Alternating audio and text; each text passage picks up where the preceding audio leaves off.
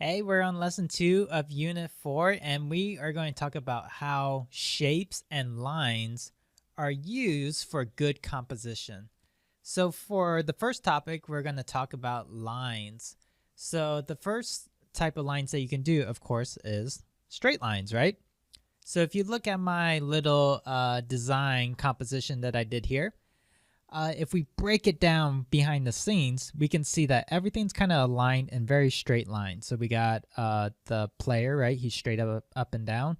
All the text is aligned very nicely between these two straight lines. And if you look at this, this is next level stuff here. So the eyes of the player forms a straight horizontal line with the bottom, the baseline of the letters, right? Okay, so lines, horizontal lines, vertical lines can be used to create some really powerful compositions. And what straight lines do is that it creates stability and it feels comfortable. Let's see, it feels strong. Okay, so that's the benefits of these nice straight vertical and horizontal lines. Everything's going to feel nice and clean and very professional. Okay, so that's one technique that you can use. And then the other technique that you can use with lines is diagonal lines. So same information here, just kind of used slightly different. Everything's more in diagonal lines orientation. So first of all, the picture that I selected is a player that's in a more dynamic stance. He's more like in a diagonal line orientation there, right?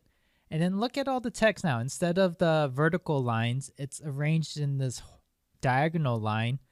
Everything's still professionally done. Everything's just not kind of placed all over the place. That's not what we're doing here to create chaos. We're creating like this organized chaos. That's what you want to do. So even though things look like high energy, might look a little bit more punk rock, but we still have a reason behind where we're placing things. Okay, so have this idea in the back of your head when you're aligning things that you can align them in this diagonal line type of orientation. And the benefits of diagonal lines is that it creates more energy, more dynamic, okay?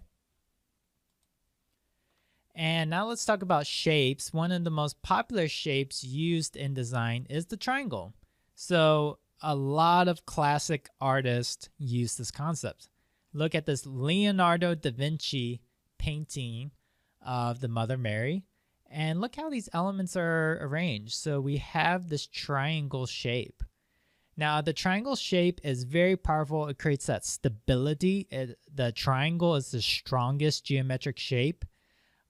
So it creates stability and it makes everything seem nicely composed. And it also draws your eye towards the apex, right? So no matter where your eye goes on this art piece, you're kind of drawn back to the focus of the painting, which is the Mother Mary. Let's check out one more example here, the triangle. So we have a poster here. And if you're creating a flyer, you can also use the triangle to arrange stuff. So we have the title Music Fest, which forms a triangle with this kind of metal hand thing going on here.